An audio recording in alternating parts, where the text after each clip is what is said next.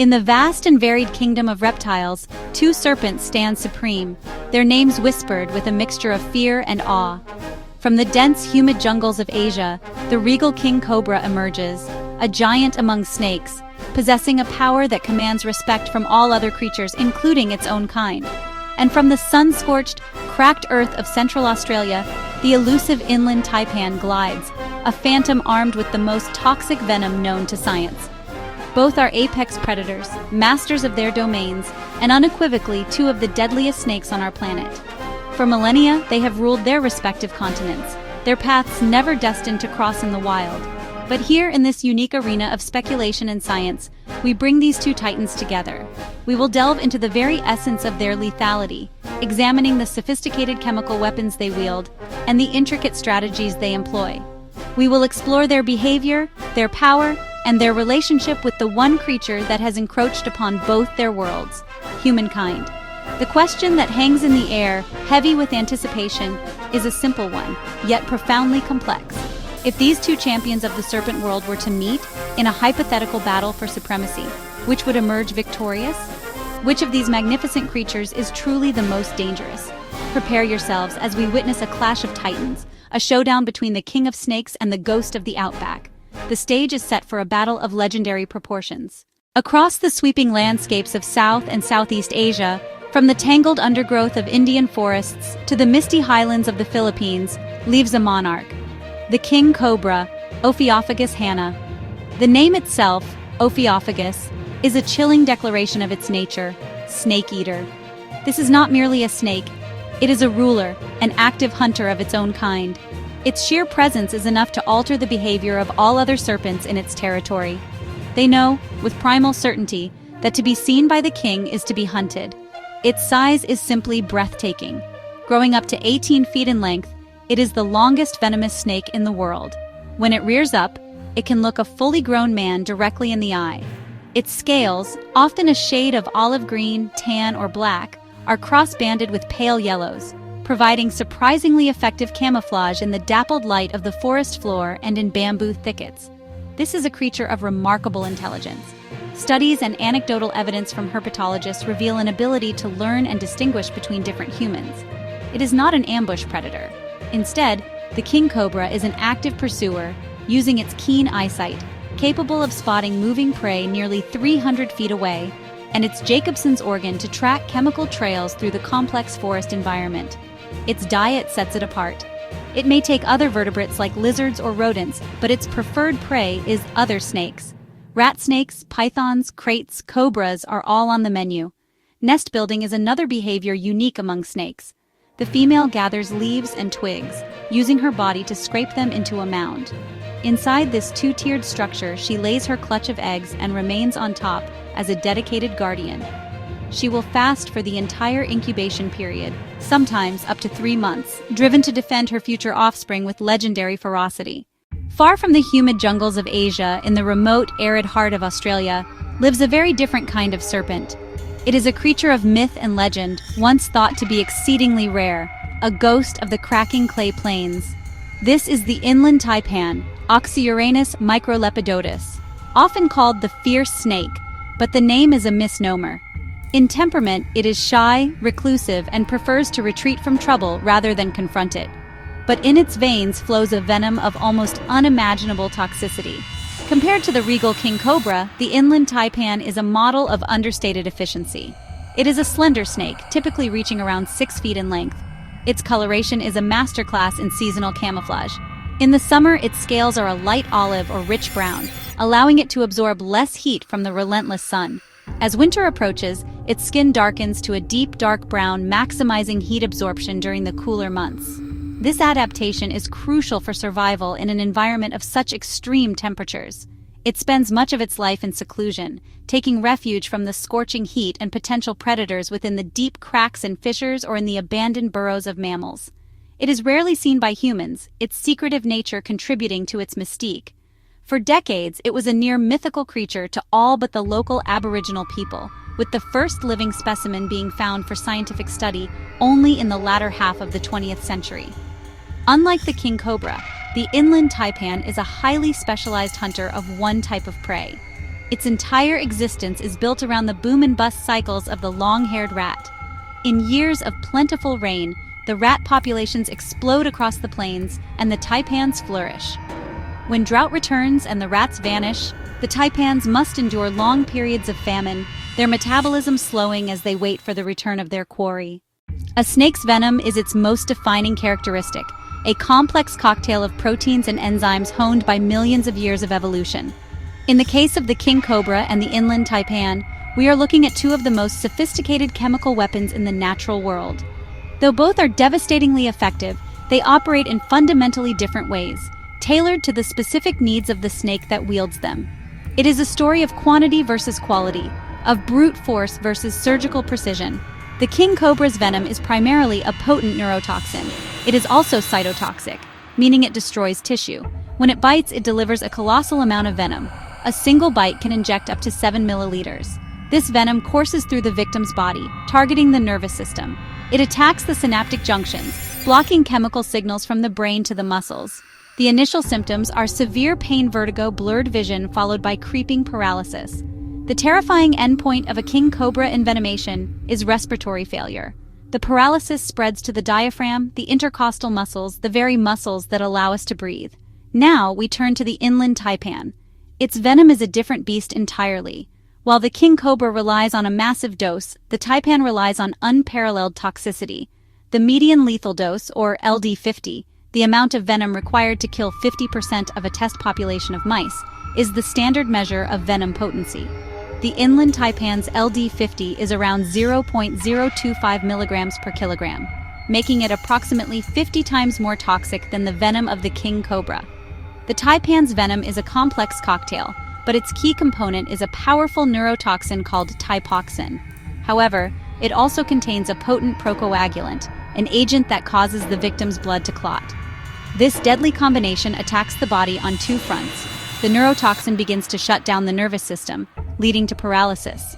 The procoagulant causes thousands of tiny blood clots to form throughout the bloodstream. This process consumes all the clotting factors and, paradoxically, leads to internal and external bleeding as the blood loses its ability to coagulate at all. It is a venom designed for one purpose: to kill, and to do so with the utmost speed and efficiency, leaving absolutely no margin for the prey's escape or survival. A predator is defined by how it hunts. King cobra, inland taipan. The king cobra is a restless monarch, an active, often diurnal hunter. Patrolling its territory, it creates its own opportunities. Its movements are deliberate, head held high off the ground, forked tongue constantly flicking, tasting the air, reading the chemical stories left by other creatures. When it detects the trail of another snake, the hunt begins. It is a relentless pursuit. The king uses its superior size and stamina to its advantage. The prey is often a smaller snake, or a faster snake. The quarry might flee, but the king's persistence is usually rewarded. The final confrontation is a display of raw power. The king cobra doesn't need to be subtle. It seizes its victim with powerful jaws, often biting down on the head or the neck. Then it performs behavior common to elapids. It holds on, chewing, to inject maximum venom deep into tissues. The inland taipan, by contrast, is all patience and explosive energy. Its hunting is conservation and precision. Dictated by a harsh, open environment, it cannot afford a long chase. Predators include the mulga snake and large birds of prey, so it waits, hidden within a burrow or a deep soil crack. When a rat scurries past, the taipan explodes from its hiding place. The strike is one of the fastest in the serpent world. It doesn't hold on. Instead, a bite-and-release strategy. A hunt defined not by pursuit, but by a single, perfectly executed, overwhelmingly lethal moment. When confronted by a threat, a snake's primary instinct is often to flee. But when escape is not an option, its defensive behaviors are revealed. For the king cobra, defense is a dramatic and intimidating performance. It does not want to fight. It wants the threat to retreat. Its first line of defense is its sheer size and reputation. Many potential predators will think twice before challenging a snake of this magnitude. If the threat persists, the king cobra puts on its iconic display. It rears up, sometimes lifting a full third of its body off the ground. Then it spreads its famous hood, a wide, intimidating banner. It will sway back and forth, keeping its eyes locked on the antagonist, be it a mongoose, a human, or even a vehicle. The final warning is the growl. That low, vibrating hiss is a sound that carries a primal weight. The king cobra is famously reluctant to bite defensively. It understands the value of its venom and prefers to save it for hunting.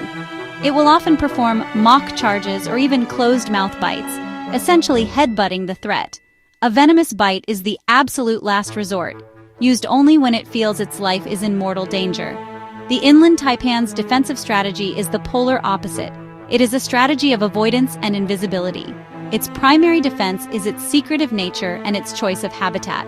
By living in remote areas and spending most of its time hidden underground, it avoids encounters with most potential threats, including humans.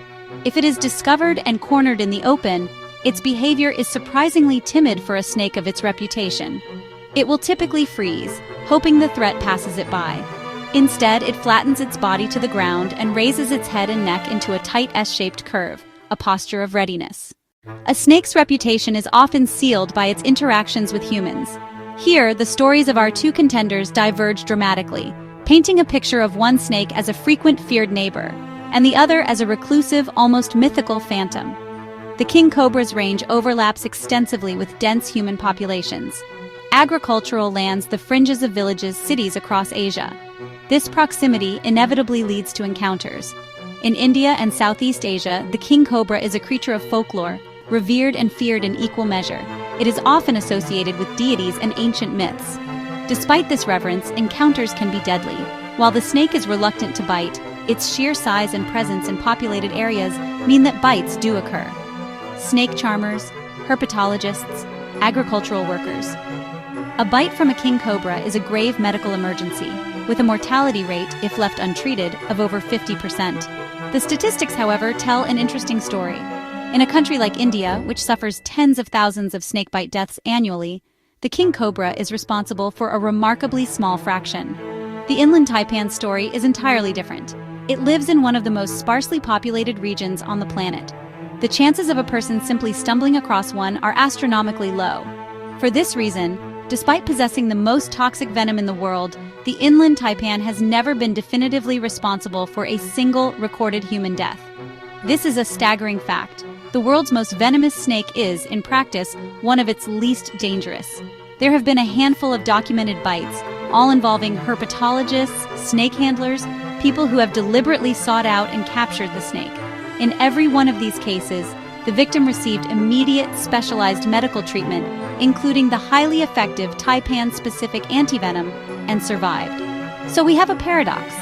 The king cobra, with its less toxic but massively delivered venom, is a tangible, albeit rare threat due to its proximity to people and its defensive confidence. The Inland Taipan, armed with a weapon of almost unimaginable potency, poses virtually no threat to the general public due to its extreme shyness and remote location. The time has come. We place these two magnificent serpents into a hypothetical arena. King Cobra, powerful. King Cobra, intelligent snake eater. Inland Taipan, shy. Inland Taipan, reclusive owner of the world's deadliest venom. Neutral conditions. Both are healthy adults. No escape. A confrontation is inevitable. Who would strike first? Who would survive? Cobra advantage. Size. Cobra advantage. Psychology. It is a snake hunter. Predatory instincts kick in on sight. It would not see a threat, a potential meal. Advantage, size, advantage, strength, advantage, reach. Taipan is not a fighter. Instinct, flee or hide. Under forced confrontation, immense stress. Low S-shaped defensive coil, not built for prolonged physical battle. Taipan's assets, speed. Taipan's assets, venom. Only path to victory, land a bite. The fight likely starts with the king cobra. Cobra moves in to pin and deliver a crushing, chewing bite. Critical moment, Taipan's strike is incredibly fast as the cobra lunges. Can the Taipan land a bite? Imagine the Taipan lands a bite. Its venom, nearly instantaneous kill in small mammals. Against a massive cold-blooded cobra, not instant. This buys the cobra a crucial window. Even envenomated, the cobra can finish its attack. Cobra's biting and holding delivers massive venom doses. Cobra venom, less toxic but enormous quantity. Cobra venom, specifically evolved to kill other snakes. Most probable outcome, tragic for both. Taipan, smaller, overpowered, killed quickly by the cobra. Cobra, however, received a fatal dose from the Taipan. It succumbs minutes or hours later. No true winner, only mutual destruction.